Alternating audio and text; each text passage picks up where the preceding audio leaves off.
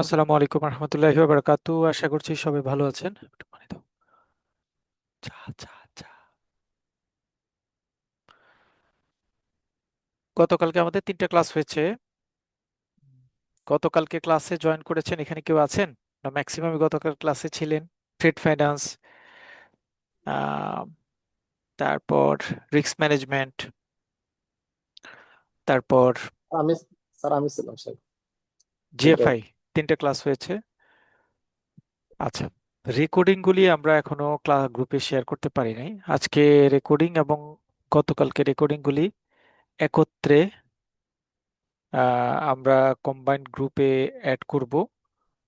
So মানে প্রথম ক্লাসে একটু টাইম নিচ্ছি।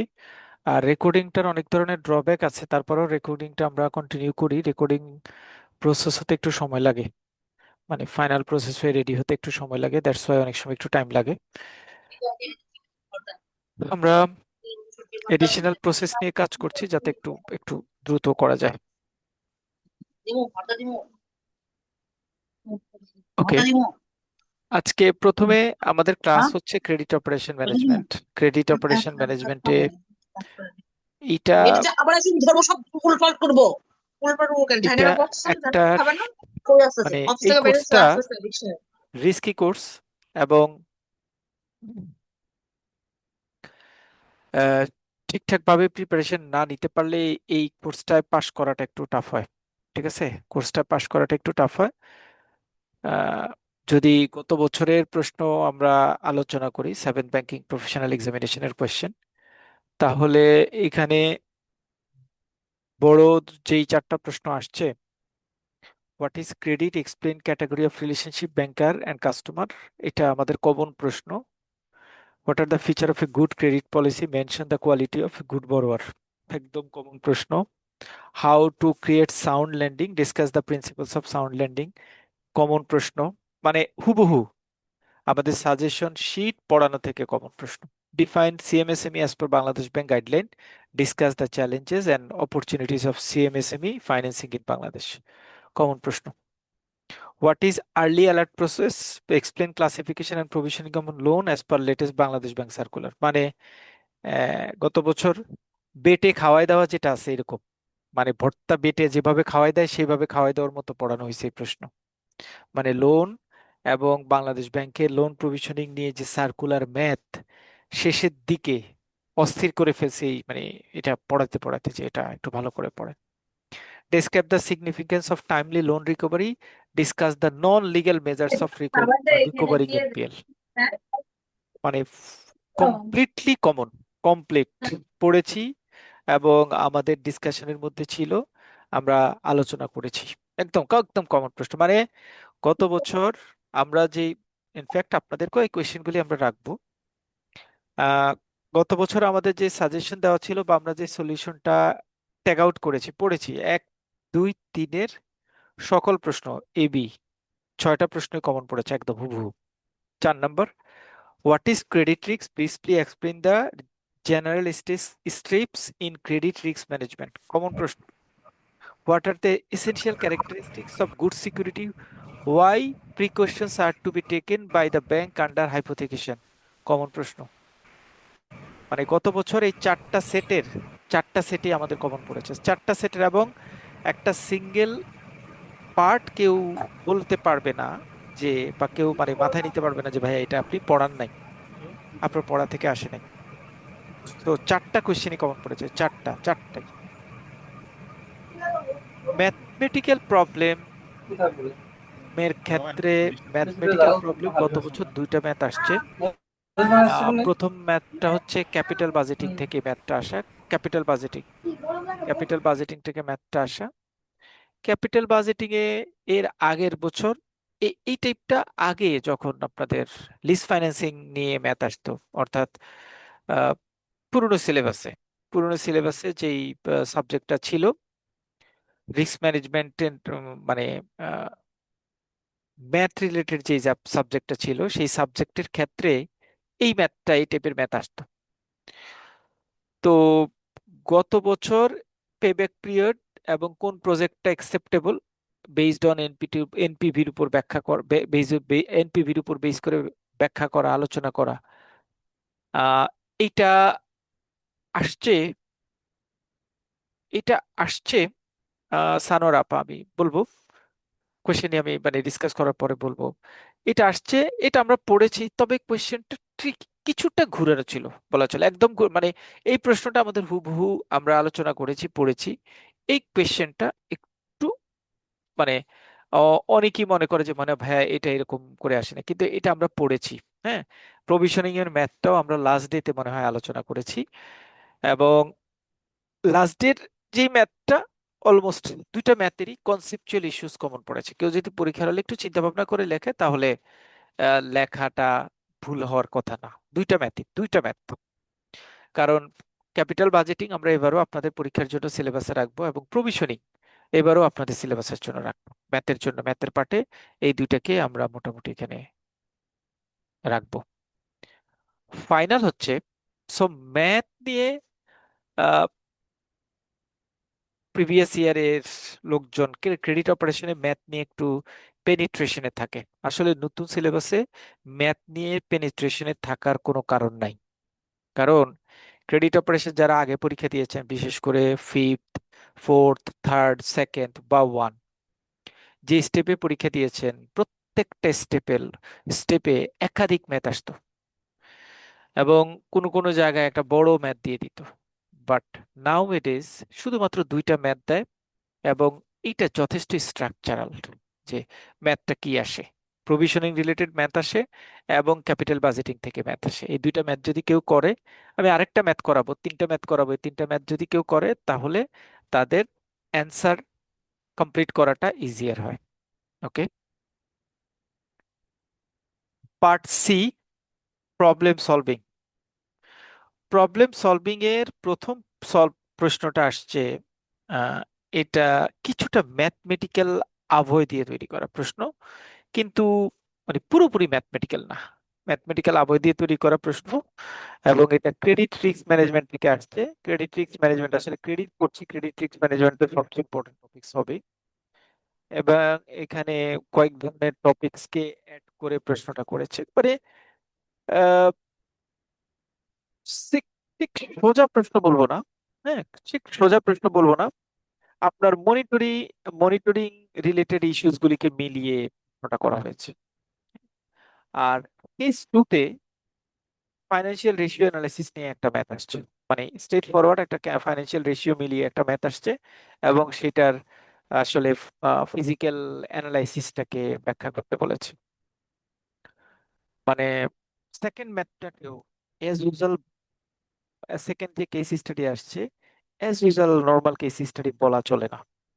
এটা আপনি যদি রেশিও অ্যানালাইসিস আসলে না বুঝেন, রেশিও অ্যানালাইসিস যদি আসলে না বুঝেন তাহলে এই প্রশ্ন অ্যান্সার করাটা টাফ হবে। হ্যাঁ, এক্স্যাক্টলি টাফ। বাট প্রথম প্রশ্নটা যেটা আছে সেটা আপনি যদি মনে করেন যে আপনি এই প্রথম প্রশ্নটার পার্টটা কনসেপচুয়ালি নিজের মতো করে লিখতে চান, তাহলে লিখতে পারবেন। সো কেস স্টাডিটাকে আমি আপনাদের ক্রেডিট অপারেশন কোয়েশ্চেনের টাফ একটা পার্ট হিসেবে ট্রিট করছি। হ্যাঁ, মোটামুটি টাফই আসছে, কারণ এখানে আরো অনেকগুলি টপিকস ছিল, অনেকগুলি টপিকস ছিল, যে টপিকসগুলি আমরা খুব সহজে পড়তে মানে পরীক্ষা আসার মতো ছিল। যেমন লোন প্রভিশনিং, তারপরে লোন ক্লাসিফিকেশন, তারপরে হচ্ছে এনপিএল, তারপরে হচ্ছে শুরুর দিকে রিস্ক ম্যানেজমেন্ট রিলেটেড ইস্যু আছে, অনেকগুলি ইস্যু আছে যেগুলি থেকে সরাসরি আসতে পারতো। কিন্তু আমি খেয়াল করে দেখলাম যে এই পার্টেও ম্যাথমেটিক্যাল অ্যানালাইসিসকে প্রায়োরিটি দিয়ে আসছে প্রশ্ন, though the question is not directly involve with math, but mathematical টার্মসটাকে প্রায়োরিটি দিয়ে কোয়েশ্চেন আসছে। এইটা যেটা প্রথম প্রশ্নটা, যে ক্রেডিট রিস্ক ম্যানেজমেন্ট এবং working capital financing case ratio, এখানেও অনেকখানি দেখেন Century Apparels Limited 100% export oriented RMG factor, তারপরে তার raw materials stock exchange increase এত percent, debtors against show receivable এত, the company fail to maintain required এত percent cash margin for back to back LC. Direct math না, কিন্তু mathematical ক্যালকুলেশনটাকে analysis করতে হবে। প্রসেসটাকে mathematical প্রসেসটাকে add করিয়ে এই প্রসেসটাকে অ্যানালাইসিস করতে হয়। সো এগেইন, কোয়েশ্চেনটা খুব সোজা না, অ্যাজ ইউজুয়াল প্রশ্ন না। মানে ধরেন আপনি মোটামুটি একটা জিনিস পড়েছেন এবং আহ, আপনি একটা জিনিস পড়েছেন এবং সেই জিনিসটার উপর বেস করে আপনি লিখছেন, সেইটা ঠিক এখানে মানে অ্যাড করানো হয় না, বা ওই টাইপের ইস্যুসকে এখানে কাভার অফ করা হয় না। সো এই কোয়েশ্চেনটাকে আমি টাফই ধরছি। কেস স্টাডি মূলত দুইটাই টাফ কোয়েশ্চেন আসছে, মানে ধরে নিতে পারি আমি। 9 নাম্বার, হুবহু সবকিছুই কমন, হ্যাঁ, কোনোটাই আনকমন বা খারাপ প্রশ্ন আসছে এরকম না, সবই অ্যাজ ইউজুয়াল প্রশ্ন, মানে ইজিলি অ্যান্সার করা যায়। আর শর্ট নোটে এনি 5 আসছে। এগেইন, এনি 5 আসলে ভালো। আমরা গতকালকে আলোচনা করেছি যে মানে এনি 10 আসলে সমস্যা, এনি 5 আসলে ভালো। এনি 5 আসলে অপশন ক্রিয়েট হয় এবং সে অনুযায়ী আপনার অ্যাড করানো বা প্রসেস করানোর সাথে জড়িত থাকতে হয়, এনি 5 আসে। আর এনি 10 যদি আসে তাহলে সবগুলো অ্যান্সার করতে হয়, সেখানে অপশন ক্রিয়েট করার কোনো সুযোগ নাই। এইখানে শর্ট নোট যা আসছে, how does the export development fund help the exporter, IDF, সোজা আসছে আমাদের পড়া থেকে। আইসিআরআরএস আলোচনা করেছি, নন পারফর্মিং লোন আলোচনা করেছি, এটা আমাদের পড়া। ফাইন্যান্সিয়াল স্টেটমেন্ট অ্যানালাইসিস আলোচনা করেছি। Essential feature of set of আলোচনা করেছি। অল্টারনেটিভ ডিসপিউট রেজলিউশন আলোচনা করেছি, পড়ার মধ্যে থেকে আসছে। What are the factor that influence working capital requirement, মানে ওয়ার্কিং ক্যাপিটাল সাইকেল এবং ফিচার থেকে আসছে, কমন প্রশ্ন। How is hire purchase differ from lease financing, পড়া প্রশ্ন, মানে 8টাই আমাদের কমন, পড়েছি আমরা। এগেইন, এবার চলে আসি বাংলা পাঠটা কিভাবে করে। ইংরেজিটাকে বাংলা কনভার্ট করেছে। খ নাম্বার, খ নাম্বার প্লিজ অ্যালার্মিং, খ নাম্বার, গাণিতিক সমস্যা ইংরেজি অংশ দ্রষ্টব্য, ম্যাথ সেকেন্ড ইংরেজি অংশ দ্রষ্টব্য, সমস্যা সমাধান ইংরেজি অংশ দ্রষ্টব্য, পরিভাষা দেওয়া আছে, ও নাম্বার বাংলা দেওয়া আছে। সো ম্যাথ এবং কেস স্টাডি আপনাদেরকে বাংলা পার্টটাকে কাভার করে আসতে হবে, মানে ইংলিশ পার্টটাকে কাভার করে আসতে হবে, ইংলিশ পার্টটাকে কাভার করে আসতে হবে। এবং ইংলিশ পার্টে যেভাবে যা লিখছে সেইটাকে অ্যানালাইসিস করে আপনাকে এই পার্টটা কাভার অফ করতে হবে। সো এইটা, ইংলিশ পার্টটা যদি আপনি আসলে না বুঝেন, মানে মাঝখানে কিন্তু আমাদের গতকালকে ট্রেড ফাইন্যান্সটা ভালো ছিল, দেখলাম যে একদম পুরো বাংলা প্রশ্নটা দেখেছি। আচ্ছা, আমি আরেকটা প্রশ্ন একটু দেখবো, এটা তো সেভেন্থ। সিক্সথে দেখি যে এটাকে আসলে কিভাবে মরিয়ে, সিক্সের প্রশ্নটা একটু দেখে আসি, তাহলে আমরা ডিসিশন নিতে একটু ইজিয়ার হবে। বাট অ্যাজ ইউজুয়াল গতবারের প্রশ্নটা, মানে এক্সেপ্ট কেস স্টাডি, ক্রেডিট অপারেশনের আর বাকি কোনো কোয়েশ্চেন এমন না যেটা নিয়ে আমরা আলোচনা করিনি, এক্সেপ্ট কেস স্টাডি, কারণ কেস স্টাডি প্রশ্নটা একটু টাফ হয়েছে। অনেকে আবার একটু সমস্যা ফিল করেছেন ম্যাথ করতে গিয়ে পরীক্ষার হলে। অবশ্য ম্যাথ করতে গিয়ে পরীক্ষার হলে সমস্যা হওয়ার পিছনে আমার একটু একটু মানে ইয়ে ছিল, সেটা হচ্ছে ম্যাথটা আমরা শেষের দিকে করেছিলাম। যদি কেউ আমাদের সাথে থেকে থাকেন, ডেফিনেটলি আমার সাথে মানে আর্গু মার্গু করবেন না, আমার সাথে অ্যালাইন থাকবেন যে আমরা আসলে ম্যাথটা লাস্ট ডে বা তার আগের ডেটে আলোচনা করতে গিয়েছি, আলোচনা করেছি। শেষের দিকে প্রচুর পরিমাণ প্র্যাকটিস করা এবং প্রচুর পরিমাণ প্র্যাকটিস করে সেটা অ্যানালাইসিস করার মতো সময় আপনাদের হাতে ছিল না। এজন্য যারা প্রথম ক্লাসে ট্যাগ করতে পেরেছে, ক্যাচ করতে পেরেছে, তারা অ্যান্সার দিয়ে ফেলেছে ভালোভাবে। আর যারা যাদের ক্ষেত্রে একটু প্রবলেম হয়েছে, তারা ম্যাথ একটু প্রবলেম স্ট্রাগল ফেস করেছে পরীক্ষায়। সো আমাদের লার্নিং হচ্ছে, আমরা ম্যাথ বাকি যে যেই পার্টটুকু আছে সেই পার্টটুকু আমাদের কাছে মনে হচ্ছে যে অন্য পার্টগুলি অ্যাজ ইউজুয়াল প্রশ্ন কমন পড়েছে এবং ক্রেডিট প্রশ্ন ভালো হয়। ক্রেডিট প্রশ্ন যিনি যিনি ক্রেডিট প্রশ্ন মানে তৈরি করেন, ওয়ান অফ দ্য মানে উম, সবচেয়ে ইন্ডাস্ট্রি ক্রেডিটে সবচেয়ে ভালো বোঝেন এইরকম মানুষ ক্রেডিট প্রশ্ন করেছে। এবং যেমন আমাদের অনেক জায়গায় প্রবলেম হয় যে ক্রেডিট মানে যিনি প্রশ্ন করেছেন তিনি আসলে ক্রেডিট বুঝেন না, এই টাইপের টিচার প্রশ্ন করেছেন, এবং তিনি আসলে এদিক ওদিক মিলিয়ে প্রশ্ন করে একটা ঝামেলার মধ্যে ফেলে দিয়েছে। ক্রেডিট প্রশ্নটা আসলে এরকম হয় না, ক্রেডিট প্রশ্নটা খুব ভালো প্রশ্ন হয়। এবং নতুন যদি কোনো টপিকস অ্যাড করানো থাকে, এই টপিকস গুলিকে ক্রেডিটে সাধারণত অ্যাড করানো হয়। হ্যাঁ, ক্রেডিটে সাধারণত এগুলিকে নতুন করে নিয়ে আসা হয় থাকে। সো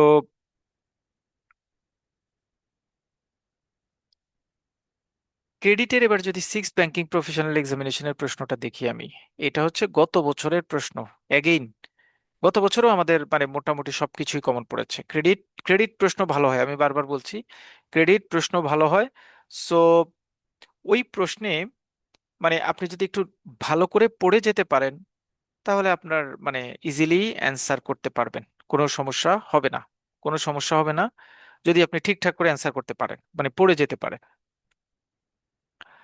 গত বছরের ক্ষেত্রেও সেম যেই প্রশ্ন ছিল, এখানেও আপনার ব্যাংক ম্যানেজমেন্টের এই ইনফরমেশনগুলি, এইখানে যে জায়গা থেকে ম্যাথ আসছে, তারপরে হচ্ছে প্রজেক্ট প্রপোজ, এইটা হচ্ছে ক্যাপিটাল বাজেটিং থেকে ম্যাথ আসছে। সো আমরা ক্রেডিট রিস্ক ম্যানেজমেন্ট, গত বছরে যে ম্যাথটা ছিল, গত বছরের কেস স্টাডি যে ছিল অলমোস্ট, মানে আমরা দেখেন সেভেন্থে যেটা দেখছি, এই সিক্সতেও কিন্তু অলমোস্ট সেরকমই কেস স্টাডি ছিল, ওয়ার্কিং ক্যাপিটাল ম্যানেজমেন্ট নিয়ে, ক্রেডিট রিস্ক ম্যানেজমেন্ট নিয়ে। আর এদিকে আমরা সিক্সথের প্রশ্ন দেখছি তো, হ্যাঁ। আর সেকেন্ডের ক্ষেত্রে এখানে প্রজেক্ট অ্যাপ্রেজাল এবং ওয়ার্কিং ক্যাপিটাল রিকোয়ারমেন্ট নিয়ে প্রশ্ন আসছে গত বছরের, মানে সিক্সথের। শর্ট নোট এগুলি কমন, এগুলি খুব একটা উল্টাপাল্টা প্রশ্ন নাই। শর্ট নোট এখানে এই যে দেখছেন আবার আসছে অ্যান্সার অল কোয়েশ্চেনে, যেটা আমি ভয় পাচ্ছিলাম। সিক্সথে কিন্তু আসছে 10টা প্রশ্নের উত্তর দাও। সো 10টা প্রশ্নের উত্তর দেওয়া মানে হচ্ছে আপনি প্রত্যেকটা প্রশ্নের অ্যান্সার করতে হবে, এবং প্রত্যেকটা কোয়েশ্চেনেরই প্রত্যেকটা কোয়েশ্চেনের অ্যান্সার হচ্ছে 2 মার্কস করে। সো এই পার্টগুলি একটু ভালো করে দেখে যেতে হবে, মানে আমাদের আসলে অ্যাগেইন রিস্ক ম্যানেজমেন্টের মতো এই পার্টেও আপনাকে একটু প্রেশারাইজ করা হচ্ছে যে আপনি একটু পড়াটা একটু গোছানো, বা একটু রেডি রেডি রেডি ওয়েতে পড়াটা পড়তে পারলে আপনার জন্য জাকির ভাই ইজিয়ার একটু হবে। ইন্টারাপ্ট করতে চাই। আপনার জন্য ইজিয়ার হবে। এগেইন এখানে শর্ট নোটও পড়তে হবে, আর ব্রড কোয়েশ্চেনটাও দেখতে হবে। মানে ওই যে সেভেন্থে যে প্রশ্নটা আসছে, সেই প্রশ্নটাতে আমরা দেখেছি যে 8টা সংক্ষিপ্ত প্রশ্ন ছিল, 5টা অ্যান্সার করতে হবে। আর সিক্সথে আসছে 8টা সংক্ষিপ্ত প্রশ্ন দেয় নাই, 10টাই দিয়েছে, 10টার অ্যান্সার করে লিখতে হবে। এখন 10টা প্রশ্ন দিলে টুকটাক একটা দুইটা প্রশ্ন মানে আপনাদের এলোমেলো হয়ে যাওয়ার সম্ভাবনা থাকে, কমন পড়বে না বা বাদ পড়বে, এটা হতে পারে। যেমন আমরা যদি সিক্সথের প্রশ্নটা দেখি, what do mean by break even point, এটা আমাদের পড়া প্রশ্ন। লিজ ফাইন্যান্সিং পড়া প্রশ্ন। ক্যামেলস রেটিং পড়া প্রশ্ন। আচ্ছা, একটু সবাই মনে রেখেন, ক্যামেলসটাকে বর্তমানে চেঞ্জ করা হয়েছে, চেঞ্জ করে নতুন করে একটা মানে এক্সিস্টিং একটা মডিউলকে এস্টাবলিশ করা হয়েছে। এটা আপনাদের ক্রেডিট অপারেশনের জন্য খুব ইম্পর্টেন্ট প্রশ্ন। Mention some common capital budgeting technique, হ্যাঁ এটা আমরা পড়েছি যে আপনার ওই যে ডিসকাউন্টিং মেথড, পেমেন্ট মেথড, তারপরে এআরবি রিলেটেড মেথড। এটা what are the underlying assumption of cost volume profit CVP analysis, এটা আমাদের পড়া প্রশ্ন। What are the component of expected loan loss পড়া প্রশ্ন। What are the feature of hypothecation পড়া প্রশ্ন। Why interest accrual on loan account is credited to interest suspense account পড়া প্রশ্ন। Mention the decision criteria of internal rate of return IRR পড়া প্রশ্ন। মানে এটা হচ্ছে ক্যাপিটাল বাজেটিং এর একটা part. Write some purpose of maintaining working capital, working capital maintain করার ক্ষেত্রে কিছু কি কি পার্ট থাকতে পারে, সেই পারপাসটা, এটা আসলে রিটেন প্রশ্ন, আপনি বানিয়ে যতটুকু লিখতে পারেন। গত বছর মানে আমাদের রেগুলার প্রিপারেশন থেকে এই 9টা প্রশ্ন মোটামুটি কমন পড়েছে, লিখতে পারবেন।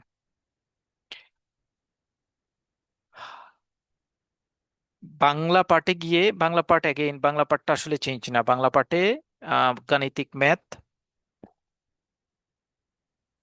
আমরা ইয়েতেই পাচ্ছি, মানে ইংরেজিতেই লিখতে হচ্ছে।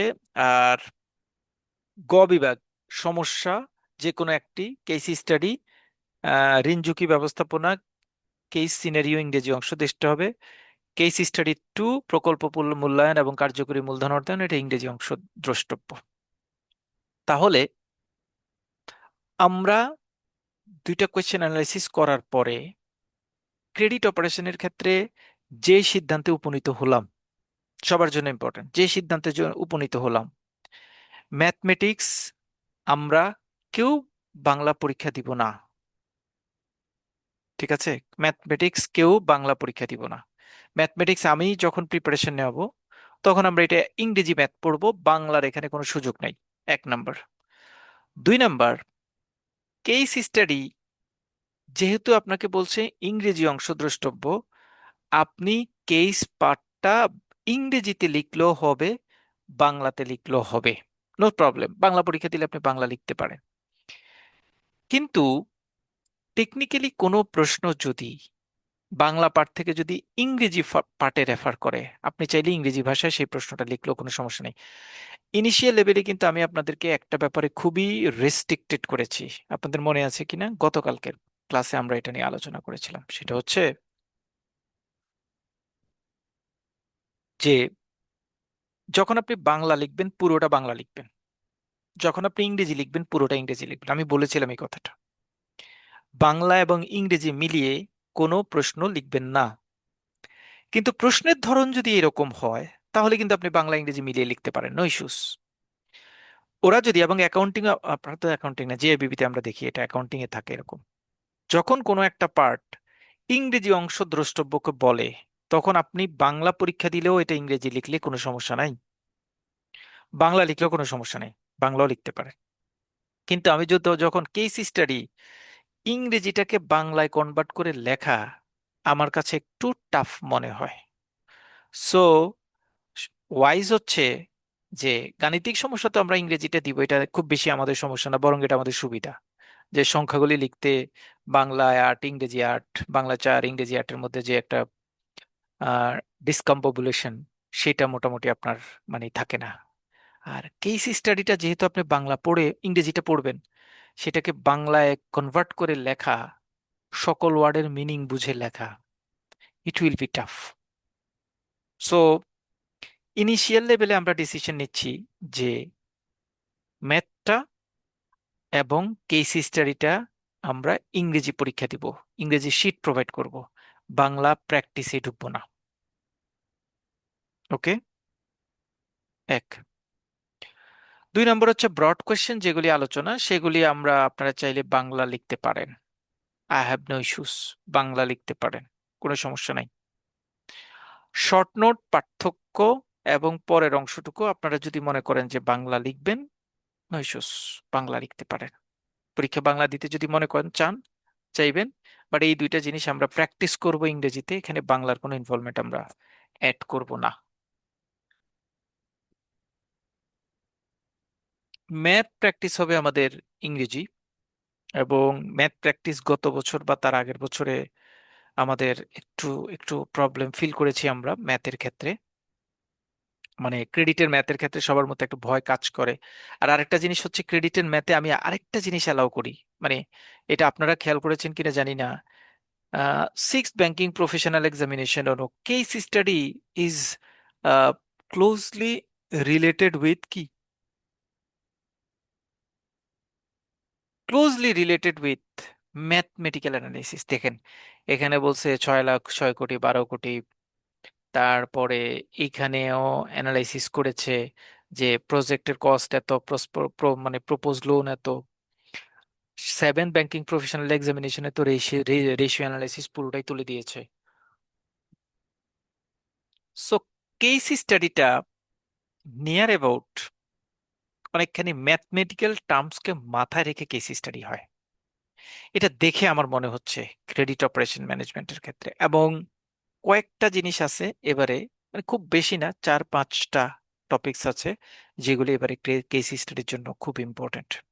একটা হচ্ছে, যেমন আমি এখানে প্রজেক্ট অ্যাপ্রেজালটা ভালো করে বুঝবো। Working capital financing, working capital financing কিন্তু শর্ট নোটে আসে, ব্রড কোশ্চেনে আসে 2টা। Ratio analysis, risk management process, credit risk management process এইটা। আর নতুন করে বাংলাদেশ ব্যাংক রিস্ক ম্যানেজ করার জন্য একটা নতুন করে গাইডলাইন ইস্যু করেছে, সেই গাইডলাইনের উপরে আলোচনা। সেটা আমার সম্ভাবনা, মানে আমি ফিল করতেছি এবার আবার ওই পরে ওইটা আসবে আপনাদের। হ্যাঁ, আমি গেস করতেছি যে ওইটা আসবে। আর লোন প্রভিশনিং, লোন ক্লাসিফিকেশন এবং অন্যান্য জিনিসগুলি যেগুলি আছে সেগুলি মানে আসতে পারে না আসতে পারে, বাট ক্রেডিটের কেস স্টাডিটা কিন্তু একটু জেনুইন কেস স্টাডি আসবে, মানে আপনি একটু জেনে বুঝে না পড়লে ওইটাতে আপনার খুব ভালো অ্যান্সার করা যাবে না। ঠিক আছে, সো কেস স্টাডিটা আমরা ইংরেজি পড়বো। এটা হচ্ছে project appraisal, working capital, ratio analysis, তারপর হচ্ছে আইএফএস প্রসেসিং, তারপর হচ্ছে রিস্ক ম্যানেজমেন্ট প্রসেসিং। এই রিলেটেড ইস্যুসগুলি আমরা আলোচনা করব কেসের জন্য। কেস স্টাডির জন্য আমাদের হয়তো মনে হইতে পারে যে লোন ক্লাসিফিকেশনটা আসতে পারে না, লোন ক্লাসিফিকেশন রেগুলার প্রশ্নে আসবে। এনপিএল এর প্রভাব, এগুলি লোন ক্লাসে এখন আর খুব বেশি আসছে না, আসলে এটা আমরা মানে ব্রড কোয়েশ্চেনে যা পড়বো সেখান থেকে আমাদের মোটামুটি এখানে কাভারেজ হয়ে যাবে। এবার আমরা একটু আমাদের বইটা দেখি, অ্যাকচুয়ালি বইতে কি আছে, কোয়েশ্চেন নিয়ে আর কারো কোনো কোয়েশ্চেন আছে কিনা, মানে প্রিভিয়াস ইয়ারের কোয়েশ্চেন নিয়ে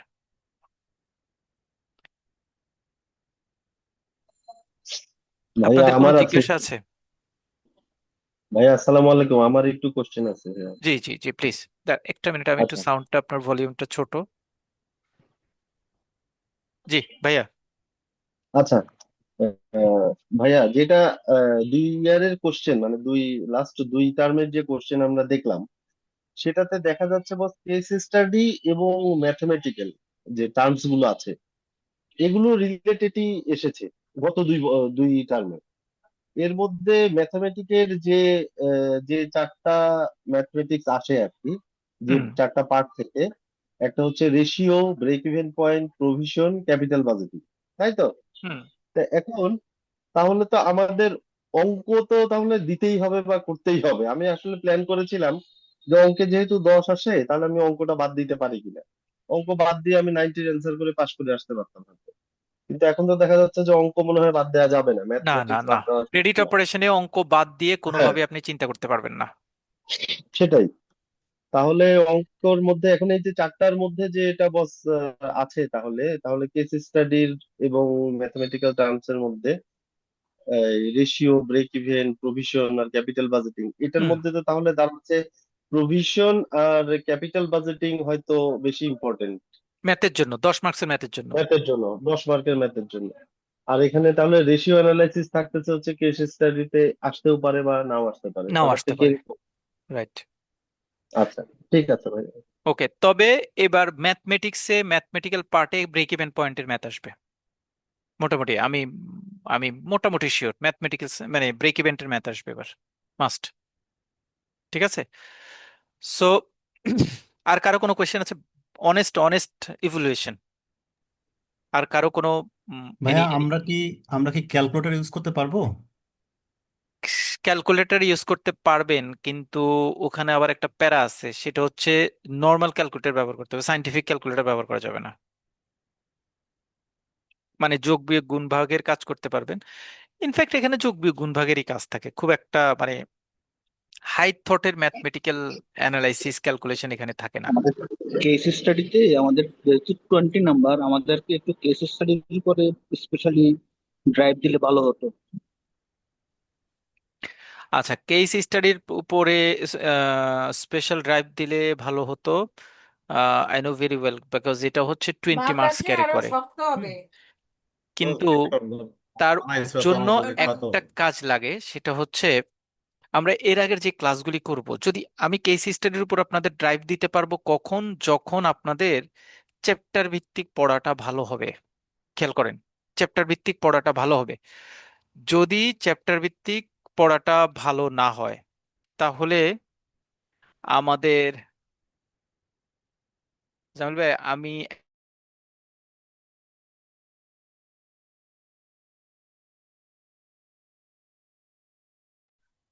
ধরেন কেস স্টাডি, আমি ক্যাপিটাল বাজেটিং নিয়ে কথা বলবো, রেশিও অ্যানালাইসিস নিয়ে কথা বলবো, রিস্ক ম্যানেজমেন্ট নিয়ে কথা বলবো, তারপরে হচ্ছে প্রজেক্ট অ্যাপ্রেজাল নিয়ে কথা বলবো, তারপরে হচ্ছে আইএফএস এর রিকোয়ারমেন্ট, নতুন রিকোয়ারমেন্ট নিয়ে কথা বলবো। বাট এগুলি রিলেটেড আমাদের যে ব্রড কোয়েশ্চেনগুলি থাকবে, সেই ব্রড কোয়েশ্চেনগুলি আপনাদেরকে ঠিকঠাক ভাবে শেষ করে আসতে হবে। মানে আপনাদের ওই জানার জায়গাটা ঠিকঠাক থাকলে পরে আমি কেস স্টাডির জায়গাটা একটু ব্রডলি আলোচনা করতে পারবো। এটা হচ্ছে মানে আমার অনেস্ট অ্যান্সার। এখন আমি যদি বলি যে কেস স্টাডি আমরা আগে আলোচনা করব, তাহলে আমি আগে আলোচনা করব, বাট এটা আপনাদের জন্য ফ্রুটফুল কিছু হবে না। বেটার হচ্ছে আমরা যখন রিডিং রেগুলার যে পড়াটা পড়ে আসবো, কারণ আমি খুবই খুবই মানে এটা এটা একটু দুঃখের সাথে বলি, কারণ আমার এটা এক্সপিরিয়েন্স এরকম। আমি আসলে রেগুলার বেসিস ক্লাসে কাউকে পাই না শুরুর দিকে। হ্যাঁ, যখন একটা সপ্তাহ পরীক্ষার বাকি থাকে, তখন আমরা হচ্ছে অনেকেই জয়েন করি, পড়াশোনা নিয়ে বইপত্র বা রিডিং রেকর্ডিং গুলো কোথায় কি আছে সেটা নিয়ে কাজ করি, দেখি, এবং দেখে পড়াটা স্টার্ট করার চেষ্টা করি। আর তখন হয় কি, ও- ওই অবস্থায় আসলে আপনার মাথায় আমি কেস স্টাডি ঢুকাইতে পারবো, আর যাই করুক না না না করি না না করি।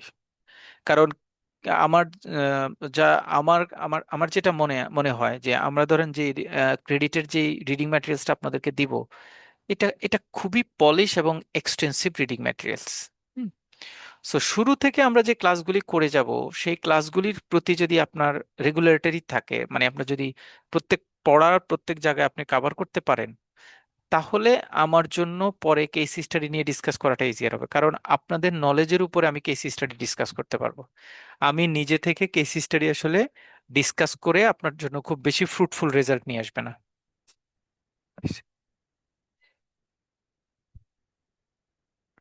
সো আমি বুঝতে পারছি যে এই পার্টে কেস স্টাডিটা আপনাদের একটু ভোগায়। হ্যাঁ, ক্রেডিটে কেস স্টাডিটা আপনাদের উপর একটু প্রেশার ক্রিয়েট করে। But I will try my level best যে যতটুকু পারা যায়, মানে টপিকস যেহেতু অলরেডি উই হ্যাভ সিলেক্টেড, আমরা যতটুকু পারি আমরা মোটামুটি কাভারেজ করে ফেলবো, যতটুকু পারা যায়। আর আর কারো কোনো কোয়েশ্চেন আছে এই জায়গাটাতে? মানে কোর্স বুঝার, মানে কোয়েশ্চেনের কোনো জায়গায় কোনো ধরনের এনি অবজারভেশন? ভাইয়া আমি আরেকটু বলতে চাই একটা বিষয়, জি। যদি অনুমতি দেন। আচ্ছা ভাই, আপনার শিডিউল অনুযায়ী আমরা 10টা ক্লাস পাচ্ছি, আর যদি প্রয়োজন পড়ে হয়তো আপনি তো এটা বাড়িয়ে দেন, সেটা বিষয় না। আর এখানে আমরা যেটা বইয়ে যে মডিউল গুলো আছে বস, ABCDEF, 6টা মডিউল। তাহলে আমাদের মনে হয় আপনি যে নোট গুলো দিবেন সেটা একটু পলিশ নোট আগে থেকেই যদি আমরা পড়ে ফেলি, তবে আমরা শেষের দিকে যদি আমরা একটু বেশি সময় পাই, আপনার যে হুম। 4টা ক্লাস পেলাম, যে 4টা ক্লাস শিডিউল আছে, 4টা ক্লাস আছে বা 5টা ক্লাসের মধ্যে আমরা যদি ম্যাথমেটিক্স এবং কেস স্টাডি গুলো আলোচনা করি। মোট কথা অবশ্যই কেস স্টাডি করতে হলে অবশ্যই বইটাকে তো আমার ধারণ করতে হবে বা আমার পড়াগুলোকে ধারণ করতে হবে। জি। যখন পড়াগুলো আমার হয়ে যাবে, তখন কেস স্টাডি নিয়ে আলোচনা করা যাবে এবং ওইটা আমার জন্য আমাদের জন্য অনেক ইজি হবে।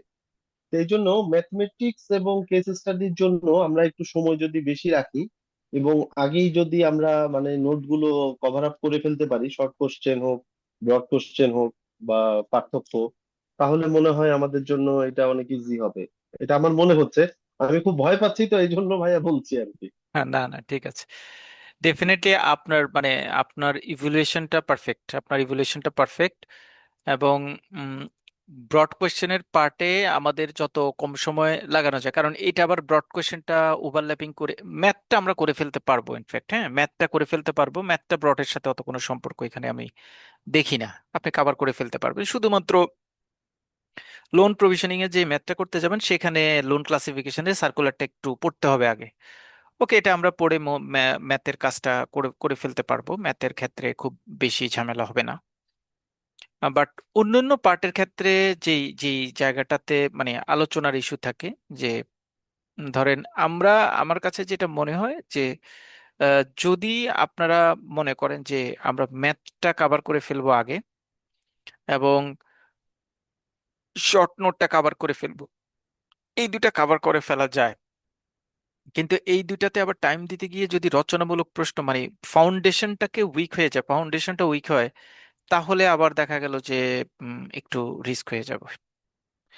এটা মানে আমার মনে হচ্ছে আর কি, যে ফাউন্ডেশনটা ধরেন আমরা ম্যাথ বা এদিক যদি যদি আলোচনা করতে যাই, তাহলে ফাউন্ডেশনটা উইক হয়ে যাওয়ার পসিবিলিটি রয়েছে, থাকে কিনা এটা হচ্ছে কথা। যদি এখন আমরা যেমন যেমন এইটার জন্য আমরা ট্রেড ফাইন্যান্সে যেমন একটা একটা মানে এডিশনাল একটা স্টেপস নিয়েছি, সেটা হচ্ছে ট্রেড ফাইন্যান্স আমরা ম্যাথ করে ফেলবো আগামী ক্লাসে। আমাদের ম্যাথের শিডিউল দেওয়া আছে, আপনারা জানেন যারা গতকালকে ক্লাস করেছেন ট্রেডে, তারা জানেন। সেক্ষেত্রে আমরা যেটা করেছি সেটা হচ্ছে গত বছরের রেকর্ডিংটা আমি গ্রুপে শেয়ার করে দিচ্ছি। হ্যাঁ, আজকে শেয়ার করে দিব। সো গত বছরের রেকর্ডিংটা যেহেতু শেয়ার করে দিব, তারা হচ্ছে ওই রেকর্ডিং এবং সিনপসিস দেখে মোটামুটি একটা ধারণা নিয়ে ফেলবে, এবং আমার ধারণা এটা ইজিয়ার হয়, ধারণা নিয়ে ফেলবে। এবং ধারণা নিয়ে ফেললে নেক্সট দিন আমি যখন ম্যাথ আলোচনা করবো, তখন আমার আসলে ডিটেইলার আলোচনা করতে হবে না। আমি হয়তো বলবো যে আপনাদের কার কোথায় কোন জায়গায় প্রবলেম আছে সেটা নিয়ে আমরা আলোচনা করবো, ম্যাথটা শেষ হয়ে যাবে। এখন এই ক্রেডিট অপারেশনে আসলে এরকম করার সুযোগ কম, কারণ ক্রেডিট অপারেশনে গত বছর বা এর আগের বারে যে ম্যাথ আসছে, ধরেন একদম ফর্মাল ওয়েতে যদি আমাকে বলি বা আমাকে যদি বলতে হয় বা বলি আমি, তাহলে ম্যাথটা শেষ করতে হলে ম্যাথের জন্য মিনিমাম দুইটা ক্লাস লাগবে, মিনিমাম দুইটা দুইটা ম্যাথ যদিও আমি শেষ করি, দুইটা দুইটা করে যদি শেষ করি, যে ক্যাপিটাল বাজেটিং বা ওয়ার্কিং ক্যাপিটাল, ক্যাপিটাল বাজেটিং এবং প্রভিশনিংকে এক জায়গায় রেখে, আর রেশিও অ্যানালাইসিস এবং ব্রেক ইভেনকে যদি এক জায়গায় রাখি, তাও আমার দুইটা ক্লাস লাগবে ম্যাথের জন্য। সংক্ষিপ্ত প্রশ্ন যেগুলি আছে সেগুলির অ্যানালাইসিসটা আমাদের মানে অ্যাজ ইউজুয়াল এগুলি কমন প্রশ্নই থাকবে, এখানে উল্টাপাল্টা প্রশ্ন খুব বেশি আমি পাই নাই, হবে না। তারপরে হচ্ছে ব্রড কোয়েশ্চেনটা, ব্রড কোয়েশ্চেনটা ভালো পারলে তার উপর ডিপেন্ড করবে কেস হিস্টারিটা আমি ভালো পারছি কিনা। কিন্তু এখানে অন্য সাবজেক্টগুলি যেমন জিএফআই তে আমরা কোনো মিল পাই না, ম্যাথ কোথা থেকে দেয় এটার কোনো মিল পাই না। বাট এইখানে আমাদের আসলে মানে মিল পাই, কারণ ম্যাথ আমরা নিজেরাই জানি যে কোন টাইপের ম্যাথ আসে। আপনার একটু বইটা দেখেন, বইতে আসলে কি কি পড়া থাকে এখানে। হ্যাঁ, এখানে কি কি পড়া থাকে সেটা হচ্ছে বইতে মডিউল 1, টেবিল মডিউল 1-এ introduction of loan and advance, loan এবং অ্যাডভান্সের ক্লাসিফিকেশন খুব জরুরি, সকল ধরনের প্রশ্নের জন্য ইম্পর্টেন্ট। তারপরে হচ্ছে types of borrower and loan and advance, borrower loan এবং অ্যাডভান্সের মধ্যে পার্থক্য কি, ব্যাংকার এবং কাস্টমার রিলেশনশিপ গত বছর আসছে এই জায়গাটা, credit plan, credit policy, centralise এবং ডিসেন্ট্রালাইজ ক্রেডিট অপারেশন আপনাদের এবারের পরীক্ষার জন্য খুব ইম্পর্টেন্ট এটা। কোয়ালিটি অফ গুড বরোয়ার গত বছর আসছে, feature of different credit procedure, আর কোয়েশ্চেন মানে এটা হচ্ছিল প্রথম chapter. Principle of sound lending and credit process and investigation, sound lending এর এলিমেন্টস গুলি কি কি গত বছর আসছিল, ইনভেস্টিগেশন কি এবং ক্রেডিট প্রপোজাল কি তার মধ্যে পার্থক্য সম্পর্ক আলোচনা করুন। আইসিআরআরএস মানে আসবেই এবার 100%। মডিউল সি ম্যাথের জন্য বেশি ঘুরায় এটা, মডিউল সি হচ্ছে ম্যাথ এবং কেস হিস্টারি, এই চ্যাপ্টার থেকে আসবে মাস্ট। দেখেন 6 ব্যাংকিং প্রফেশনাল এক্সামিনেশনে প্রজেক্ট অ্যাপ্রাইজাল নিয়ে যে ম্যাথ আসছে সেটা মানে কেস স্টাডি আসছে, সেটা এখান থেকে আসছে।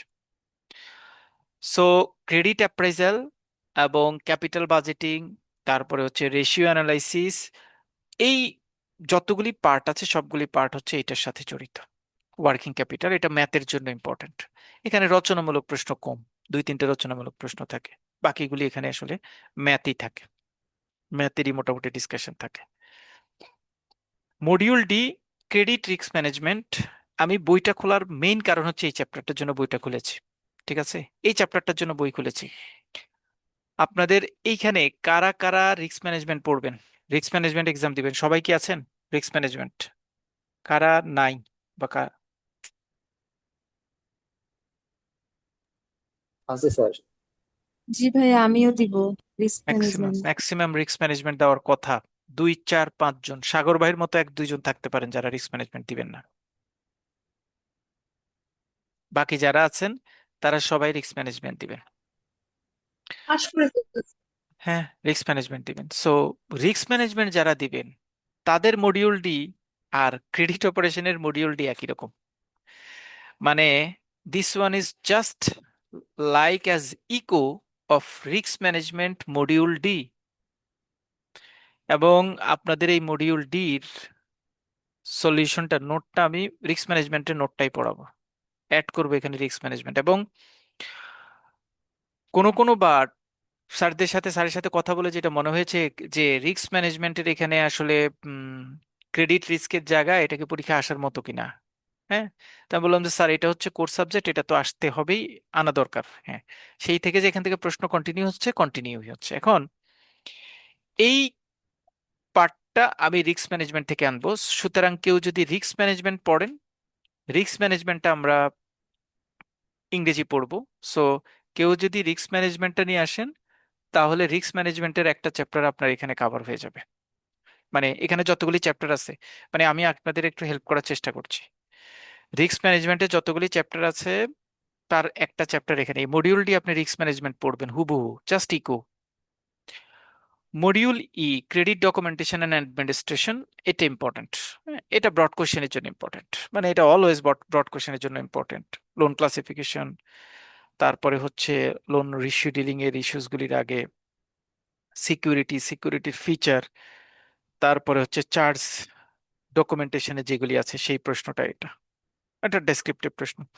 এটা হচ্ছে লোন ক্লাসিফিকেশনের ক্ষেত্রে monitoring, loan classification, rescheduling, right of, এগুলি হচ্ছে এখানে আলোচনা। মডিউল জিটা হচ্ছে লিজ ফাইন্যান্সিং এবং হায়ার পারচেস নিয়ে একটা চ্যাপ্টার, এটা ছোট একটা চ্যাপ্টার, এখানে ম্যাথ আসে না, শুধুমাত্র কয়েকটা ব্রড কোয়েশ্চেন শর্ট কোয়েশ্চেন পড়লে মোটামুটি এই চ্যাপ্টারটা কভার হয়ে যায়। এ হচ্ছে রচনামূলক প্রশ্নের অ্যানালাইসিস বা আপনাদের টোটাল বইয়ের অ্যানালাইসিস। এখন আমরা যে দিক ধরবো সেই দিক একসাথে শেষ করে আসতে হবে। তবে আমি প্রেফার করি পার্সোনালি, আজকে হয়তো আমরা ইন্ট্রোডাকশন অফ ট্রেডটা মানে ক্রেডিটটা শুরু করে দিব, মানে ইনিশিয়াল লেভেলে আপনাদের সাজেশনের 1 নম্বর প্রশ্নটা আমরা আলোচনা করব আজকে। বাট আমার কাছে মনে হচ্ছে একটু রিস্ক হলেও আমরা প্রথমে, যেহেতু ক্রেডিট অপারেশনের ক্ষেত্রে ম্যাথের ডিরেক্ট অথবা ইনডাইরেক্ট ইনভলভমেন্ট আছে কেস স্টাডির সাথে, ঠিক আছে, ম্যাথমেটিক জায়গাটাকে একটু অ্যানালাইসিস করে। সো আমরা ম্যাথমেটিক্সটাকে একটু আগে শেষ করে ফেলবো, ম্যাথমেটিক্স এবং ডিফারেন্স শেষ করে ফেলবো আগে, পড়ে ফেলা যাবে। ডিফারেন্স যেগুলি থাকে সেগুলি যদি আমি ডিফারেন্সের নর্মাল জায়গা থেকে নেই, যেগুলি পরীক্ষায় আসে সেগুলি থেকে নেই, খুব বেশি টাফ হবে না, খুব বেশি টাফ হবে না। আর আরেকটা কাজ করতে পারি, মানে আরেকটা কাজ করা যায়, সেটা হচ্ছে যে ম্যাথটা শেষ করে ব্রড কোশ্চেনে অ্যাড হতে পারি। তাহলে পার্থক্যটা আগে পড়বো না, পার্থক্যটা পরে করব। কেন পরে করব? কারণ ক্রেডিট অপারেশনের সব পার্থক্য ব্রড কোশ্চেনের উপর ডিপেন্ডেবল। সব পার্থক্য, মানে আপনি এমন কোনো পার্থক্য নাই যেটা ব্রড কোশ্চেনে নাই, সব ব্রড কোশ্চেন থেকে আপনি ওখানে পড়বেন। সুতরাং ব্রড কোশ্চেন কারো ভালো পড়া হলে ডিফারেন্সটা ভালোভাবে পড়া হয়। আবার অনেকে বলতে পারেন ভাইয়া আমি চাচ্ছি আগে থেকে একটু মানে কনফিডেন্স গেইন করতে, যে আমি ব্রড কোশ্চেনটা আমার মানে সংক্ষিপ্ত পার্থক্যটা আমার পড়া শেষ। সেই হিসেবে আমার কাছে মনে হচ্ছে ফাইনালি আমরা এই জায়গাটায় যাই, এটা আমার জন্য ভালো হবে। নেক্সট 2টা ক্লাস আমাদের ম্যাথ থাকুক, এবং ওই 2টা ক্লাসের মধ্যে ম্যাথের সাথে ডিফারেন্স কন্ট্রাস্টটাকে আমরা কভার করে ফেলবো।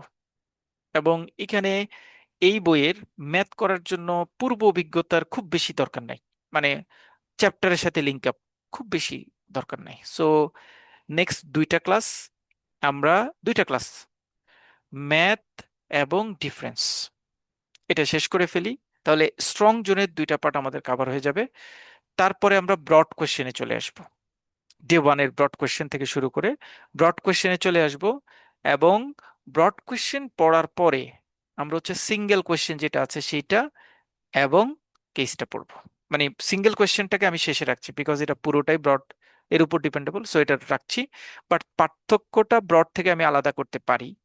আর ওখানে যেহেতু 10টা থেকে 5টা আসে, স্পেসিফিক আমি হয়তো 17টা পার্থক্য দিব, 17 বা 19টা মনে হয় পার্থক্য দিব।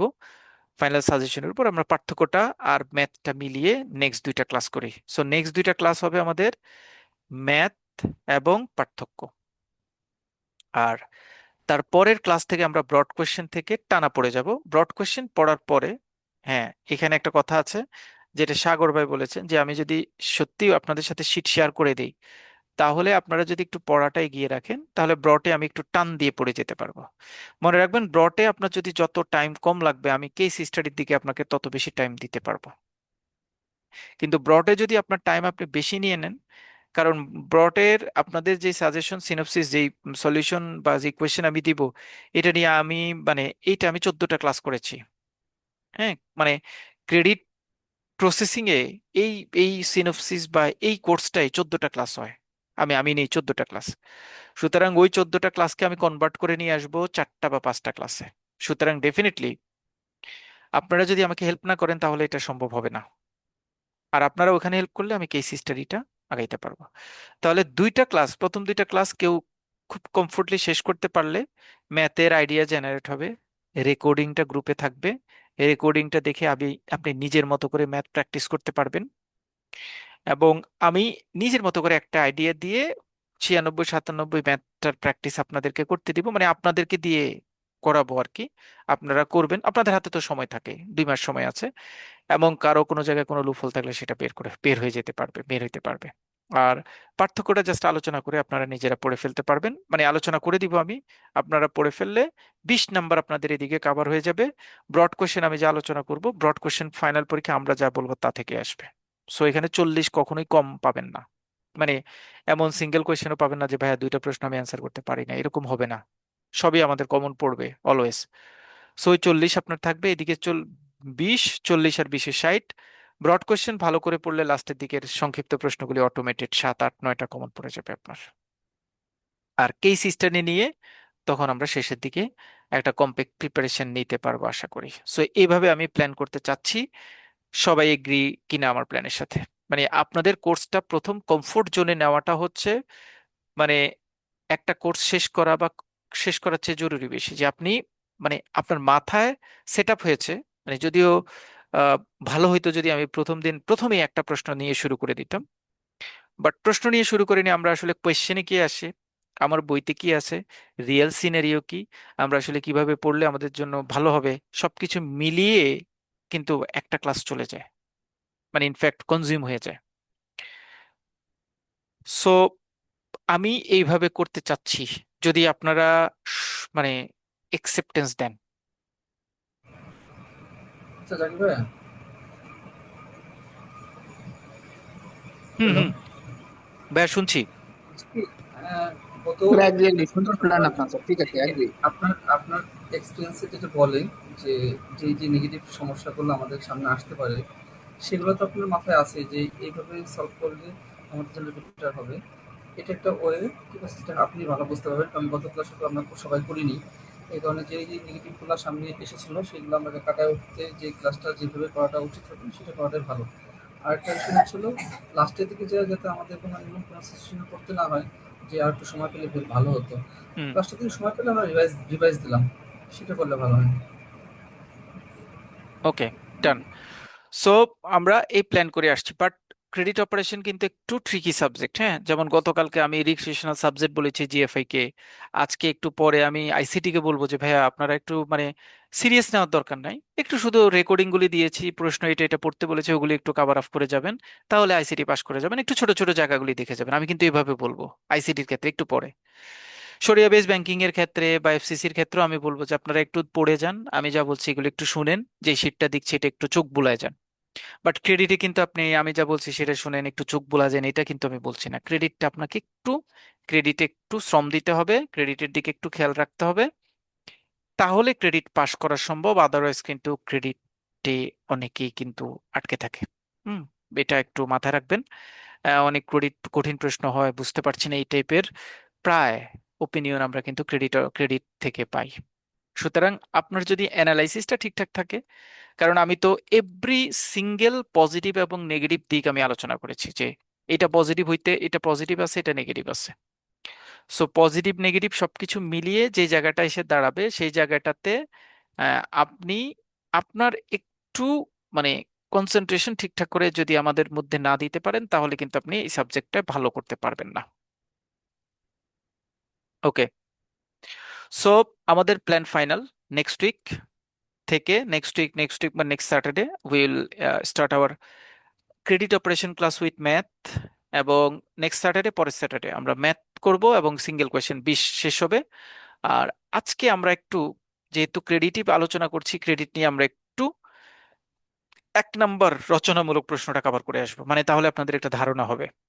প্রথমে ব্রড কোয়েশ্চেন, 4টা কোশ্চেন থেকে অলমোস্ট 4টা কোশ্চেনই কমন পড়বে, কারণ আমরা ক্রেডিটের কোনো জিনিস ব্রড কোশ্চেনে আলোচনার বাইরে রাখি না। হ্যাঁ, ওই যে সিঙ্গেল কোশ্চেনটা যেহেতু 2 মার্কস এটার সাথে জড়িত, আমরা কোশ্চেন আলোচনার বাইরে রাখি না। সো পরীক্ষার হলে আপনার 4টা কোশ্চেনই অলমোস্ট কমন পড়বে। কোয়েশ্চেন সিলেকশনের দায়িত্ব হচ্ছে আপনার। আপনি যেটা সিলেক্ট করে সুন্দর করে লেখেন সেটাই আপনি অ্যান্সার করতে পারবেন। সুতরাং আমরা প্রত্যেকটা টপিকস একটু আলোচনা করে যাব, সোজা করে আলোচনা করব। আমার কাছে মনে হয় না কারো খুব ঝামেলা হবে। আইসিটি ক্লাস একটু মিস করলেন, শরিয়া বেস ক্লাস রেকর্ডিং শুনলেন, এটাতে একটু এই কাজটা করবেন না। মানে পার্ট 2-তে 3টা সাবজেক্টে আপনি কখনো অবহেলা করবেন না। মানে 100% try to stay in live class, risk management, credit operation, trade finance, please. GFI recording শুনে কভার করবেন। আমি ওরকম সে কিছু বলবো না, আইসিটি নো, মানে অপশনাল সাবজেক্ট আপনি, কিন্তু ক্রেডিট অপারেশন প্লিজ রেকর্ডে যাবেন না, রিস্ক ম্যানেজমেন্ট রেকর্ডে যাবেন না, ট্রেড ফাইন্যান্স রেকর্ডে যাবেন না। আপনি হার্ডলি ট্রাই করবেন রেগুলার ক্লাসে জয়েন করতে। রেগুলার ক্লাসে জয়েন করলে এখান থেকে আপনি জেনুইনলি ভালো কিছু শিখে বের হইতে পারবেন। Okay, start. What is credit? Write the difference between loan and advance. Explain different credit facilities in Bangladesh. বাংলাদেশে যে সকল ক্রেডিট ফ্যাসিলিটিস প্রোভাইড করা হয় সেগুলির সংক্ষিপ্ত বিবরণ দেওয়ার কথা বলা হয়েছে। মানে এইটা পরীক্ষায় আসবেই। 2 মার্কসের জন্য 4, 6, 8, 8 পর্যন্ত আসতে পারে। 2 তো থাকবেই। ধরেন কোনো একটা ক্রেডিট ফ্যাসিলিটিস ডেফিনেশন চাইলো, মানে কি, 2টা ক্রেডিট ফ্যাসিলিটিস এর মধ্যে পার্থক্য আসতে পারে। তারপরে হচ্ছে আহ বাংলাদেশে ক্রেডিট ফ্যাসিলিটিস গুলি কি কি থাকে আসতে পারে, অথবা ডিরেক্ট বলে দিতে পারে যে explain the different types of credit facilities in Bangladesh, আসছিল 98 ব্যাংকিং প্রফেশনাল এক্সামিনেশন আসছিল। So, আমরা প্রথমে পড়ছি হোয়াট ইজ ক্রেডিট। ক্রেডিট মানে কি? Credit refers to A financial agreement. Credit হচ্ছে একটা ফাইন্যান্সিয়াল এগ্রিমেন্ট যেখানে লেন্ডার, লেন্ডার মানে যারা ঋণ দেয়, লাইক এস ব্যাংক, যারা বড়োয়ারকে ঋণ প্রদান করে with money or access to fund that promise to repay later, usually with interest. Credit হচ্ছে এমন একটা প্রসেস যে প্রসেসে লেন্ডার বড়োয়ারকে কোনো নির্দিষ্ট পরিমাণ অ্যামাউন্ট প্রোভাইড করে এই কমিটমেন্টে যে অন ফিউচার ম্যাচুরিটি ডেট সেই বড়োয়ার সেই প্রিন্সিপাল অ্যামাউন্ট প্লাস ইন্টারেস্ট ব্যাংকে নির্দিষ্ট শিডিউল, নির্দিষ্ট সময়সীমায় পরিশোধ করবে। এই টাইপের প্রসেসকে বলা হয় ক্রেডিট, আমরা সবাই জানি। Right the difference between loan and advance. পার্থক্যের মধ্যে এটা আছে, সেটা হচ্ছে লোন এবং অ্যাডভান্সের মধ্যে পার্থক্য কি। ধরে নিলাম এটা 2 মার্কসের প্রশ্ন আসতে পারে, তাহলে লোন এবং অ্যাডভান্সের মধ্যে পার্থক্য কি? লোন এবং অ্যাডভান্সের মধ্যে পার্থক্য হচ্ছে সাধারণত লোন চিন্তা করা হয়, লোনটা যেটা সেটা চিন্তা করা হয় শর্ট টার্ম লং টার্ম সকল ধরনের অ্যাক্টিভিটিজের ক্ষেত্রে হতে পারে। আর অ্যাডভান্সটা সবসময় শর্ট টার্ম থাকে এবং এটা ম্যাক্সিমাম 1 ইয়ারের জন্য অ্যাডভান্স দেওয়া হয়। ঠিক আছে? সো লোন আর লং টার্ম বরোয়িং, অ্যাডভান্স হচ্ছে শর্ট টার্ম বরোয়িং। লোন হচ্ছে লোন হচ্ছে লং টার্ম বরোয়িং আর অ্যাডভান্স হচ্ছে short term borrowing. Loans open have a fixed repayment schedule. লোনের ক্ষেত্রে ফিক্সড রিপেমেন্ট শিডিউল থাকে, অ্যাডভান্স ক্ষেত্রে ফিক্সড শিডিউল নাও থাকতে পারে। লোনের যদি আমি একটা মানে এক্সাম্পল বলতে চাই তাহলে আমি বলবো কার লোন, হোম লোন, এগুলি লোন। আর অ্যাডভান্সের যদি আমি একটা এক্সাম্পল বলতে চাই তাহলে ক্যাশ ক্রেডিট, মানে যেটাকে আমরা সিসি লোন বলি, এবং সিসি লোনের পাশাপাশি ডিমান্ড লোন, তারপরে হচ্ছে ওভারড্রাফট ফ্যাসিলিটিস, এগুলি হচ্ছে সব অ্যাডভান্স। তাহলে আমি যদি একটু শর্ট করে বলি, লোন হচ্ছে লং টার্মের জন্য, স্পেশালি নির্দিষ্ট সময় না, লং টার্মের জন্য। আর অ্যাডভান্স হচ্ছে শর্ট টার্মের জন্য, স্পেসিফিকলি উইদিন 1 ইয়ার। এক। 2 নম্বরে হচ্ছে লোনটা রিপেমেন্ট স্ট্রাকচারটা সাধারণত ইনস্টলমেন্ট বেস থাকে, আর অ্যাডভান্সের ক্ষেত্রে রিপেমেন্ট স্ট্রাকচারটা ইনস্টলমেন্ট বেস থাকতেও পারে, নাও থাকতে পারে। লোনের এক্সাম্পল হচ্ছে car loan and home loan, অ্যাডভান্সের এক্সাম্পল হচ্ছে সিসি এবং ওডি। এবার আমি একটু আসি সিসি এর ওডিটা ব্যাখ্যা করি। সিসি কি? সিসি হচ্ছে আপনি কাস্টমারকে তার একটা অ্যাসেট রেখে, কোলেটারাল হিসেবে রেখে তাকে একটা লোন দিবেন। সেই লোন পরিশোধ করার জন্য তাকে একটা লিমিট দিবেন। তার লিমিট হচ্ছে 15 লাখ, ধরে নিলাম। সেই 15 লাখ টাকা সে পুরোটা টাকা একসাথে তুলে নিতে পারে, অথবা তার ঠিক যখন যতটুকু টাকা দরকার ততটুকু নিতে পারে। যতটুকু নেবে তার উপর ইন্টারেস্ট কাউন্ট হবে। 1 বছর থাকবে ওই লোনের মেয়াদ, 1 বছর পরে লোনটা এক্সপায়ার হয়ে যাবে। তাহলে এখানে তার ইনস্টলমেন্ট বেস পেমেন্ট দেওয়ার সুযোগ দরকার হয় না। সে নিজের মতো করে টাকা উত্তোলন করতে পারে, নিজের মতো করে জমা দিতে পারে। এই সকল জিনিসকে একত্রে সুন্দরভাবে বলা হয় যে অ্যাডভান্সে ইনস্টলমেন্ট বেস ফ্যাসিলিটিস থাকে না, এখানে লোন রিপেমেন্ট কোয়ালিটিটা বা ফ্যাসিলিটিসটা ফ্লেক্সিবল থাকে। আমি যতটুকু লোন নিয়েছি ততটুকুই আমি পরিশোধ করতে পারবো, আগে পরে কম বেশি। সো লোন এবং অ্যাডভান্সের মধ্যে পার্থক্যটা আমার মনে হয় সবাই ক্লিয়ার। 2 মার্কসের জন্য যদি আসে তাহলে আমি লিখবো লোন হচ্ছে short term borrowing, long long term borrowing. Advance হচ্ছে short term borrowing, specially within 1 year. Loan সাধারণত ইনস্টলমেন্ট বেসিসে পরিশোধ করা হয়। অ্যাডভান্স ইনস্টলমেন্ট বেসিস ছাড়াও লামসাম অ্যামাউন্ট দিয়েও অ্যাডভান্স পরিশোধ করা হয়। লোনের এক্সাম্পল হচ্ছে car loan and home loan. অ্যাডভান্সের এক্সাম্পল হচ্ছে overdraft and CC. Credit facilities, বাংলাদেশে 2 ধরনের ক্রেডিট ফ্যাসিলিটিস প্রোভাইড করা হয়। একটা হচ্ছে ফান্ডেড ক্রেডিট আর একটা হচ্ছে নন ফান্ডেড ক্রেডিট। ফান্ডেড ক্রেডিট যে সকল ক্রেডিট ব্যাংক তার নিজস্ব ফান্ড ব্যবহার করে কাস্টমারকে প্রোভাইড করে তাদেরকে বলা হয় ফান্ডেড ক্রেডিট। পরীক্ষায় আসে what is the difference between funded and non funded credit.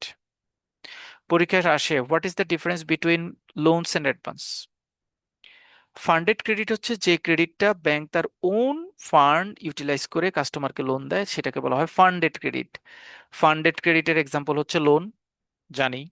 Cash credit, জানি। ক্যাশ ক্রেডিট প্লেজ, ক্যাশ ক্রেডিটটাকে 2 ভাগে বলা হয়, ক্যাশ ক্রেডিট প্লেজ এবং cash credit hypo.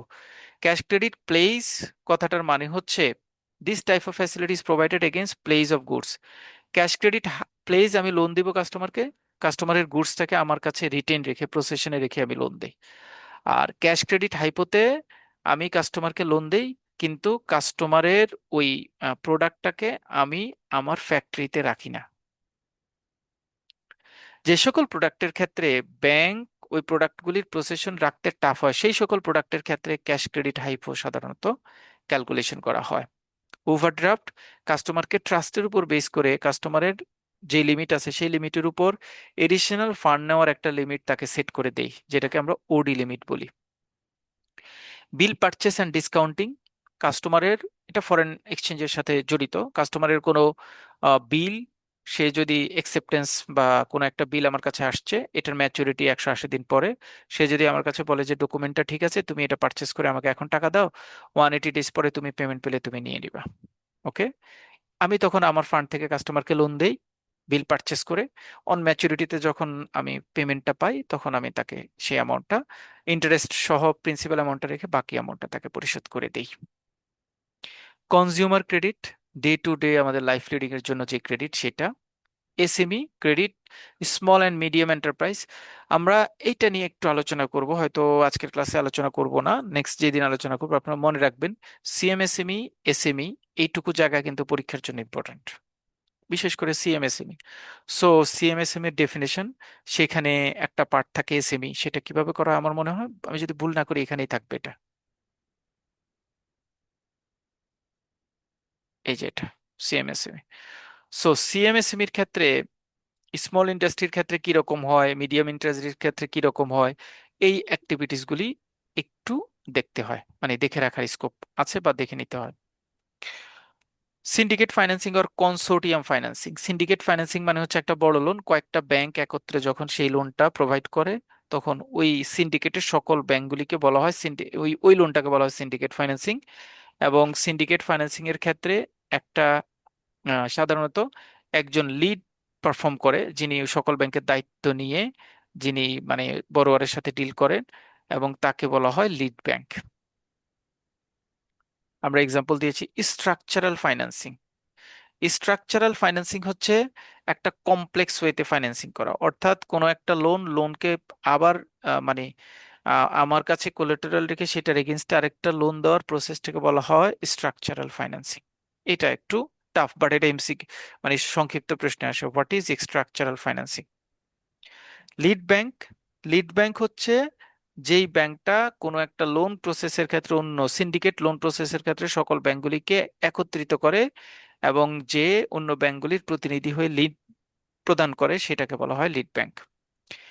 Bridge financing, bridge financing হচ্ছে সেতু বন্ধন তৈরি করার ফাইন্যান্সিং। ধরেন আপনি কোনো একটা কোম্পানির কাছ থেকে বড় একটা লোন পাবেন, এই লোনটা পাওয়ার আগ পর্যন্ত আপনার ইনিশিয়াল লেভেলে কিছু ফান্ড দরকার, সেই ফান্ডের জন্য আপনি কারো কাছে লোন চেয়েছেন, সেই লোনটা আপনাকে দিলে আপনি ইনিশিয়াল লেভেলের কাজ কমপ্লিট হয়ে বড় লোনটা যখন আপনি পেয়ে যাবেন তখন এই ইনিশিয়াল লেভেলের লোনটা আপনি পরিশোধ করে দিবেন। এই ইনিশিয়াল লেভেলের লোনটাকে বলা হয় ব্রিজ ফাইন্যান্সিং, যেটা মেইন লোনটা পেতে সহযোগিতা করেছে। বাংলাদেশে একটা সময় ছিল পদ্মা ব্রিজ তৈরি করার জন্য Bangladesh government World Health Organization থেকে একটা লোন পাওয়ার কথা ছিল, এবং এটার জন্য ইন্টারেস্ট রেট চেঞ্জ করেছে, বিভিন্নভাবে অনেক রকম মেকানিজম ক্রিয়েট করেছে। এবং বাংলাদেশের লোকাল অনেকগুলি ব্যাংক থেকে তারা ব্রিজ ফাইন্যান্সিং এ লোন নিয়েছে, বলেছে যে ওয়ার্ল্ড হেলথ অর্গানাইজেশন থেকে বড় লোনটা পাচ্ছি, এটা পেলে তোমারটা পরিশোধ করে দিব। ওরা বলছে যে আমি ব্রিজ করার রাস্তা, দুই দিকের রাস্তা ঠিক না করলে ওরা লোন দিবে না। এখন দুই দিকের রাস্তা তো ঠিক নাই, এই রাস্তাটা ঠিক করার জন্য আমার কিছু টাকা লাগবে, তুমি টাকা দাও, মেইন লোনটা পেলে সেটা তোমাকে আমি পরিশোধ করে দিব। সো মেইন লোনটা পাওয়ার আগ পর্যন্ত সেতু বন্ধন তৈরি করা হয় যে ফাইন্যান্সিং দিয়ে, সেটাকে বলা হয় bridge financing. Club financing, club financing like as syndicate financing, কিন্তু এখানে সিন্ডিকেট ফাইন্যান্সিং এর সাথে ক্লাব ফাইন্যান্সিং এর পার্থক্য হচ্ছে ক্লাব ফাইন্যান্সিং এর ক্ষেত্রে কেউ লিড নেয় না, সবাই সবার রেসপন্সিবিলিটি সম্পর্কে নিজেরা সজাগ থাকে। আর সিন্ডিকেট ফাইন্যান্সিং এর লিড যিনি নেন তিনি ফাইন্যান্সিং অ্যাক্টিভিটিসটা প্রোভাইড করেন। রিফাইন্যান্সিং স্কিম, বাংলাদেশ ব্যাংক বিভিন্ন ধরনের ফাইন্যান্সিং অ্যাক্টিভিটিস গুলিকে কাস্টমারের সুবিধার জন্য আবার রিফাইন্যান্সিং প্রসেসে নিয়ে যান, রিফাইন্যান্স করেন। এই রিফাইন্যান্সিং স্কিমগুলি বছরের পর বছর কাস্টমারকে বেনিফিটস দেওয়ার কাজ করে। লিজ ফাইন্যান্সিং, আমি যদি কোনো অ্যাসেট বা কোনো মেশিনারি আমি যদি লিজ দিয়ে সেটার এগেনস্টে কোনো ফাইন্যান্সিং করি, সেটাকে বলা হয় lease financing. LTR, loan against against trust receipt, আমি যদি কোনো কাস্টমারকে, বিশেষ করে ফরেন ট্রেড কাস্টমারকে লোনের এগেনস্টে, হ্যাঁ, ট্রাস্ট বেসিসে তাকে যদি তার গুডসটা কাস্টমস থেকে ছাড়ানোর জন্য তাকে যদি কোনো লোন ফ্যাসিলিটিস প্রোভাইড করি, তাকে বলা হয় এলটিআর। এলটিআর এর ক্ষেত্রে যেহেতু আমি কাস্টমারকে ট্রাস্ট করি, সেক্ষেত্রে গুডসটা ব্যাংকের প্রসেশনে আনার দরকার হয় না, গুডসটা কাস্টমার প্রসেশনে যায়। এরপরে হচ্ছে প্যাকিং ক্রেডিট। প্যাকিং ক্রেডিট হচ্ছে এক্সপোর্টের সাথে রিলেটেড। আমি যখন কোনো একটা এক্সপোর্ট প্রসিড রেডি করার জন্য গুডস তৈরি করার পরে আমার লাস্ট স্টেজে ফান্ড শর্টেজ হলে আমি ব্যাংকে ওই গুডসকে দেখিয়ে যে গুডসটা তৈরি করে প্যাকেজিং করার জন্য আমার এখন ফান্ড দরকার, এটা আমি এক্সপোর্ট করব, এই অবস্থা আমার কিছু টাকা দরকার, এই ধরনের আর্জি দেখিয়ে যদি কোনো ব্যাংক কোনো লোন পাশ করে, সেটাকে বলা হয় প্যাকিং ক্রেডিট। নন ফান্ডেড লোন রয়েছে, যে সকল নন ফান্ডেড লোন হচ্ছে ওই সকল লোন যে সকল লোনের ক্ষেত্রে ব্যাংকের কোনো ইনভলভমেন্ট থাকে না, অর্থাৎ ব্যাংক নিজস্ব কোনো ফান্ড ইউজ করে না, ব্যাংক শুধুমাত্র মুখের কথা, কমিটমেন্ট, আন্ডারটেকিং দিয়ে যে সকল ক্রেডিট ফ্যাসিলিটিস প্রোভাইড করে তাদেরকে বলা হয় নন ফান্ডেড ক্রেডিট ফ্যাসিলিটিস। নন ফান্ডেড ক্রেডিট ফ্যাসিলিটিস এর মধ্যে আছে letter of credit, bank guarantee, তারপরে হচ্ছে ব্যাংক গ্যারান্টি বিভিন্ন রকম থাকতে পারে, বিল এক্সেপ্টেন্স এবং ডিসকাউন্টিং, এগুলি। সিএমএসএম এর ক্ষেত্রে আমরা বলেছি যে সিএমএসএম এর ক্রাইটেরিয়া দেওয়া আছে, মাইক্রো ইন্ডাস্ট্রি কোন ক্রাইটেরিয়াতে কি, স্মল ইন্ডাস্ট্রি, মিডিয়াম ইন্ডাস্ট্রি, এবং কে কতজন এমপ্লয়ি কিভাবে থাকলে সেটাকে micro industry, small industry, medium industry বলা হয়, সেটার কথা বলা আছে। এবং এতটুকু সবাই একটু ভালোভাবে দেখলে আপনাদের জন্য ভালো হবে। 2 নম্বর প্রশ্নটি, এটা আমি পড়াবো না, আপনারা একটু পড়বেন। ব্যাংকার কাস্টমার রিলেশনশিপটা কিভাবে হয়, একটা ব্যাংক এবং কাস্টমারের মধ্যে রিলেশনশিপটা কিভাবে বিল্ড আপ হয়, এবং ব্যাংকার এবং কাস্টমারের মধ্যে কয় ধরনের রিলেশনশিপ হতে পারে, debtor, creditor, agent, principal, bailor, bailee, trustee, beneficiary, এই টাইপের রিলেশনশিপ ক্রিয়েট হয়। এবং ব্যাংকারের অব্লিগেশনস গুলি কি কি আছে সেটা একটু এখানে দেওয়া আছে। একটা গুড বরোয়ার, একজন ভালো বরোয়ার সিলেকশন করতে হলে ওই ব্যক্তির কোন কোন গুণ থাকতে হবে, ক্রেডিট ওর্দিনেস থাকতে হবে, তারপরে তার সলিড বিজনেস ফাউন্ডেশন থাকতে হবে, ম্যানেজমেন্ট স্কিল থাকতে হবে, ইন্টিগ্রিটি থাকতে হবে, প্রুডেন্সিয়ালিটি থাকতে হবে, ট্রান্সপারেন্সি থাকতে হবে, অ্যাকাউন্টেবিলিটি থাকতে হবে, এবং সে ফান্ড বড় করবে শুধুমাত্র যখন তার দরকার তখন, এবং যথাসময়ে পেমেন্ট করবে। এটা হচ্ছে একজন গুড বরোয়ারের বৈশিষ্ট্য। অ্যান্ড এগেইন একজন গুড বরোয়ারের ক্ষেত্রে 5C 6C এবং 7C বলতে কি বোঝায়? 5C হচ্ছে এই পাঁচটা, একটা দুইটা তিনটা চারটা পাঁচটা। 6C হলো এই পাঁচটার সাথে ক্যারেক্টারটা অ্যাড করব। আর 7C হচ্ছে এই ক্যারেক্টারের সাথে আরেকটা ক্যাশ ফ্লোটা অ্যাড করলে এটা 7C হয়। পরীক্ষা আসতে পারে বড়োয়ার সিলেকশনের ক্ষেত্রে 5C কি, এটা গত বছর আসছে। আবার আসতে পারে 6C কি, আবার আসতে পারে 7C কি। So 5C 6C 7C close, কাছাকাছি। 5Cটা তিন জায়গায় কমন, 6C-তে গিয়ে শুধু নতুন একটা পয়েন্ট অ্যাড হয়, আর বাকি দুইটাতে গিয়ে আরো দুইটা নতুন পয়েন্ট অ্যাড হয়। সি বলার কারণ কারণ যে মানে বড়োয়ার সিলেকশনের ক্ষেত্রে এই ওয়ার্ডগুলি সব সি দিয়ে স্টার্ট হয়। মোটামুটি আমি এতটুকু পর্যন্তই আজকে আপনাদেরকে পড়া দিব। আপনারা এইটুকু পর্যন্ত একটু নিজেরা একটু গোছাবেন, এতটুকু পর্যন্ত। ঠিক আছে, এতটুকু পর্যন্ত একটু নিজেরা গোছাবেন। দেখবেন আমরা আসলে ডিফারেন্ট টাইপস অফ ক্রেডিটকে আলোচনা করেছি। ডিফারেন্ট টাইপস অফ ক্রেডিট আমরা আলোচনা করেছি। 2 নম্বরে আমরা আলোচনা করেছি ব্যাংকার এবং কাস্টমার রিলেশনশিপ কি, ব্যাংকারের অব্লিগেশনস গুলি কি কি আছে, একজন গুড বরোয়ার কি কি বৈশিষ্ট্য হোল্ড করে, তারপরে হচ্ছে 5C 6C এবং 7C বলতে কি বোঝায়, কোন কোন এলিমেন্ট সেখানে থাকে, এগুলো উপাদানগুলি মনে রাখলে আপনি বানায় লিখতে পারবেন। আর লাস্টে এই প্রশ্ন আমি আর আলোচনা করিনি, explain the different principles of sound lending management in Bangladesh, গত বছর আসছে। এইখান থেকে আমরা নেক্সট ক্লাসটা মানে পরে যখন ডিসকাস করব ব্রড কোয়েশ্চেন, এখান থেকে আলোচনা শুরু করব। In the meantime next week আমাদের ম্যাথের ক্লাস। সো রিকোয়েস্টেড এভরিওয়ান যে কেউ ক্লাস মিস করা যাবে না। Thank you so much. আমি রেকর্ডিং এবং সিনোপসিস ক্লাসে দিয়ে দিব। রেকর্ডিংটা হয়তো দিয়ে দিব আজকেই, ক্লাসের সিনোপসিসটা একদিন হয়তো হোল্ড করতে পারে, কারণ এগুলো একটু আমি কাস্টমাইজ করে then I will provide in the group. Keep patience. Thank you. Recording এর কমপ্লিট করার পরে আমরা আইসিটি ক্লাসটা জয়েন করব। যারা আইসিটি তে জয়েন করবেন 4:30-তে আমাদের আইসিটি ক্লাস স্টার্ট হবে। আসসালামু আলাইকুম।